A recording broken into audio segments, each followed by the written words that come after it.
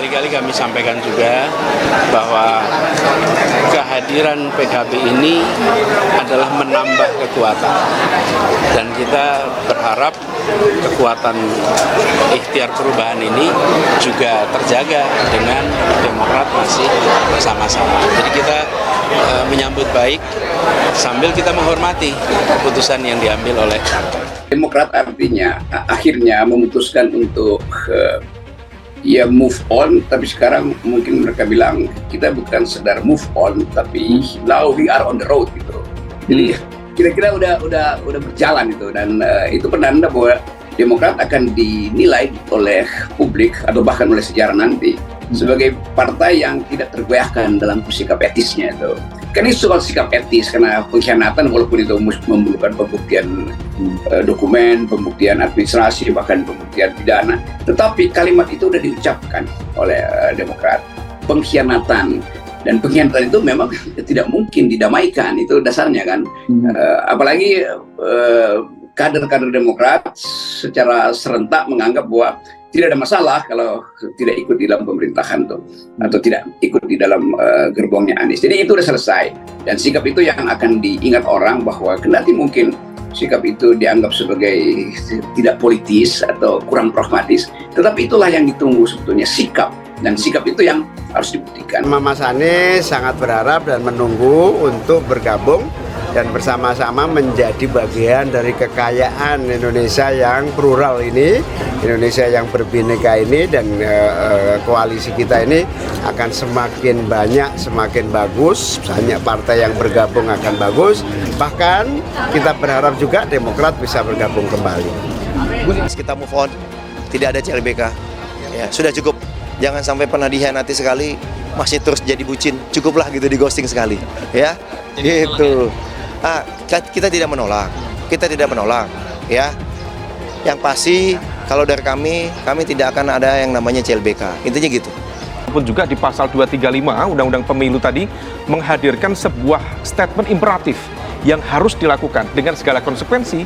Kalau misalnya kemudian tidak terwujud, maka impact-nya adalah kehilangan hak untuk mengajukan capres-cawapres di pemilu atau pilpres mendatang. Maka yang bisa dilakukan oleh Partai Demokrat adalah mencoba untuk menegosiasikan ulang, termasuk juga menurunkan standar dalam proses negosiasi itu, sehingga kemudian ketemu titik ini ya, negosiasi yang kemudian bisa membuka ruang koalisi atau kompromi selanjutnya. Nah, di level itu saya pikir ada celah yang bisa dilakukan. Anies harap Demokrat tetap di koalisi perubahan agar kekuatan tetap terjaga. Dikutip dari tribunnews.com, bakal calon presiden baca pres koalisi perubahan Anies Baswedan menegaskan kehadiran Partai Kebangkitan Bangsa PKB menambah kekuatan koalisi perubahan. Di saat yang sama, Anies juga berharap Demokrat kembali ke koalisi agar kekuatan tetap terjaga. Berkali-kali kami sampaikan juga bahwa kehadiran PKB ini adalah menambah kekuatan, dan kita berharap kekuatan ikhtiar perubahan ini juga terjaga dengan Demokrat masih bersama-sama. Ungkapnya dikutip dari YouTube Kompas TV Senin 11 September 2023. Namun Anies juga tetap menghormati jika akhirnya Demokrat memutuskan keluar koalisi usai terpilihnya Caimin sebagai bacawa pres. Jadi kita menyambut baik sambil kita menghormati keputusan yang diambil oleh Demokrat, katanya. Sementara itu, Partai Demokrat menegaskan tidak akan kembali ke koalisi perubahan. Demokrat menyebut tidak ada istilah cinta lama bersemi kembali CLBK setelah Demokrat dikhianati saat berada di lokasi. Kita move on, tidak ada CLBK, sudah cukup. Jangan sampai pernah dikhianati sekali masih terus menjadi bucin. Cukuplah di ghosting sekali ya, ujar Kepala Bakomstra DPP Partai Demokrat Herzaki Mahendra Putra. Sebelumnya diketahui Anies melakukan safari politik di Palembang, melakukan senam bersama pengurus, kader dan simpatisan PKS Sumatera Selatan di Benteng Kuto Besak Minggu 9 September 2023 pagi. Namun PKS tidak hadir dalam acara tersebut. Ketidakhadiran PKS itu pun menjadi sorotan. Pasalnya, PKS tampak tak menghadiri sejumlah acara setelah deklarasi Anies dan Muhaimin Iskandar alias Caimin sebagai Capres-Cawapres di Pilpres 2024. Meskipun demikian, Anies yakin PKS akan tetap berkomitmen bersama dalam koalisi. Hal itu karena PKS merupakan pendiri Koalisi Perubahan. Karena memang PKS adalah pendiri Koalisi Perubahan dibangun oleh PKS dan Nasdem, serta waktu itu oleh Demokrat, ungkapnya dikutip dari YouTube Kompas TV Minggu 10 September 2023. Jadi PKS adalah pendiri, penggagas, dan bekerja sama sejak awal. Kami bersyukur sekarang ada tambahan yaitu PKB. Insya Allah terus bersama-sama kita menyongsong perubahan, jelasnya. Sebelumnya PKS sudah menyatakan tetap mengusung Anies Baswedan sebagai Capres pada Pilpres 2024 sesuai keputusan Majelis Syuro. Anies berharap partai pengusung Nasdem, PKB, dan PKS bisa terus bersama-sama memperjuangkan perubahan.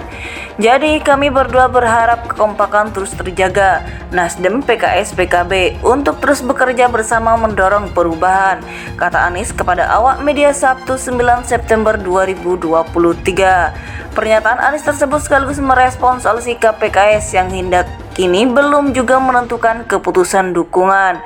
Diketahui PKS masih akan menggelar rapat Majelis Syuro untuk menyatakan sikap pengusungan Caimin sebagai bacawa pres. Sederhana saja kalau itu adalah prosedur yang harus dijalani oleh PKS karena mereka memiliki ADART, kata dia.